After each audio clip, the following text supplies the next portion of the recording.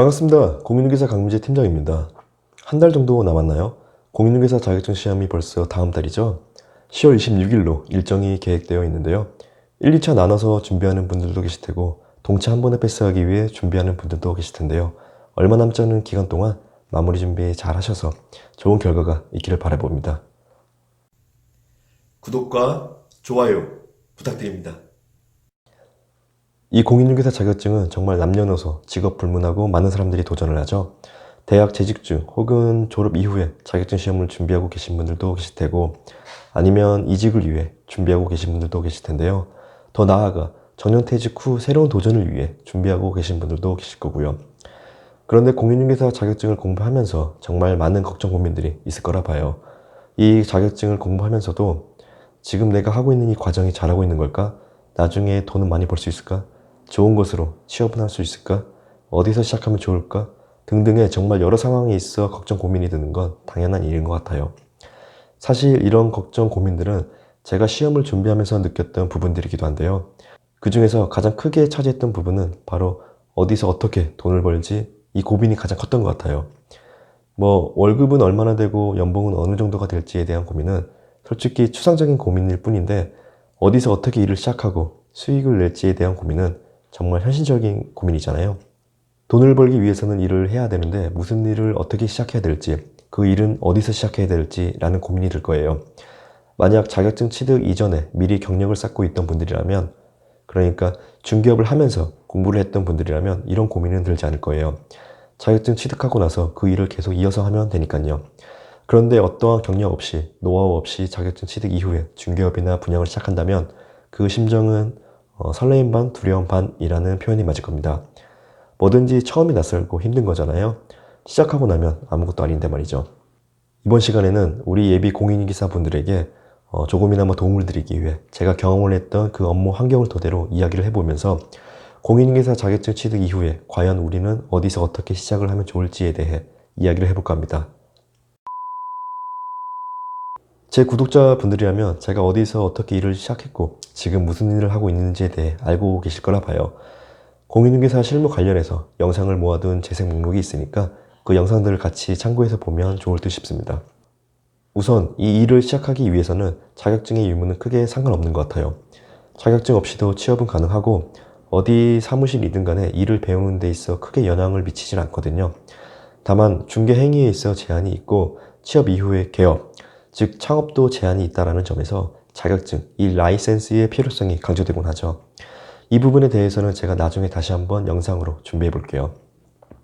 자, 지금 우리는 자격증 취득 이후에 어디서 어떻게 일을 시작할까라는 고민을 하고 있는 겁니다. 그럼 결론부터 말씀드리자면 대규모의 입주 시장에서 시작하세요 라고 말씀을 드리고 싶습니다. 입주장이라고 하죠.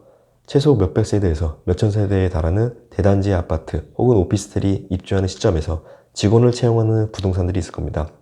혹은 한참 입주가 진행되고 있는 신도시에 있는 아파트나 오피스텔도 마찬가지고요. 당연히 지역에 따라 다르긴 하겠지만 거래량이 꾸준한 지역인지 잘 판단하고 그리고 살고 있는 집과의 거리를 생각해보고 고민하면 될 듯합니다. 이렇게 대규모의 입주 시장에서 시작하는 것을 권해드리고 있는데요.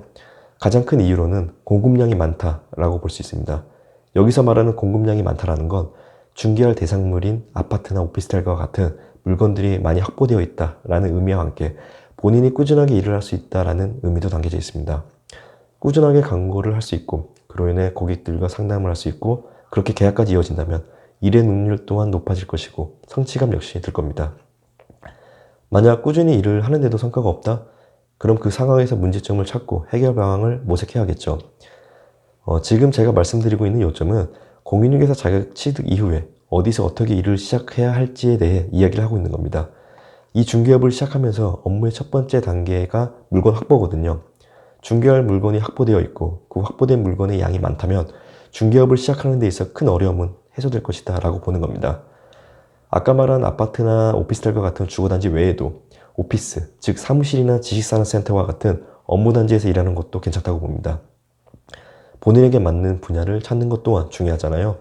시간과 여유가 조금 된다면 주거단지에서도 일해보고 업무단지에서도 일해보세요. 시간이 조금 걸릴 뿐이지 어느 분야가 본인에게 더 맞고 더 재미있는지 찾을 수 있을 겁니다. 이렇게 공급량이 많은 지역에서 일을 시작하는 것을 권해드렸는데요. 물론 본인이 사는 지역에서 그 동네 부동산에 취업하고 그 지역에서 창업을 해도 상관은 없죠. 본인이 원하는 환경에서 시작한다고 하는데 제가 뭐라고 그러겠어요.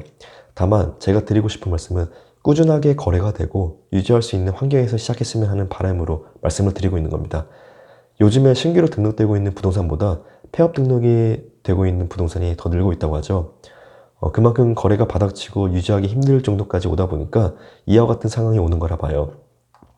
충분한 물건 확보가 되어 있는 시장에서 시작한다면 그만큼 수요가 있을 것이고 거래량도 유지될 거라 봅니다. 공급량이 많다라는 점에서 그만큼 경쟁 업체도 많겠지만 그 과정 속에서 이겨내야겠죠. 어디 가나 경쟁은 존재하니까요. 그리고 토지나 경매 쪽에 관심이 있는 분들도 계실 거예요. 그 전에 토지를 해왔던 분들이라면 크게 걱정 안 하는데 토지 관련해서 취업을 하는 분들이라면 다 그렇다고는 볼 수 없지만 기획부동산 특히 조심하시길 바랍니다. 그리고 경매 역시 단순히 기본급에 현혹되어 취업 사기에 당하지 마시고 신중하게 접근하셨으면 하고요. 자, 정리해 볼게요. 대규모의 입주 시장에서 시작하라는 메시지는 새롭게 시작하는 신규 물량이 쏟아지는 시장에서 공급되는 물량이 많은 만큼 수요 역시 뒷받침될 것이고 그로 인해 상담하는 횟수, 거래하는 횟수가 많아지는 만큼 그에 따른 경험이 많아질 수밖에 없다라는 겁니다. 그만큼 경쟁 업체도 많겠지만 그 상황 속에서 본인도 모르게 중개업 스킬이 성장할 거라 보고요. 다시 말씀드리자면 각 개인마다 생각하는 분야는 분명 있을 겁니다.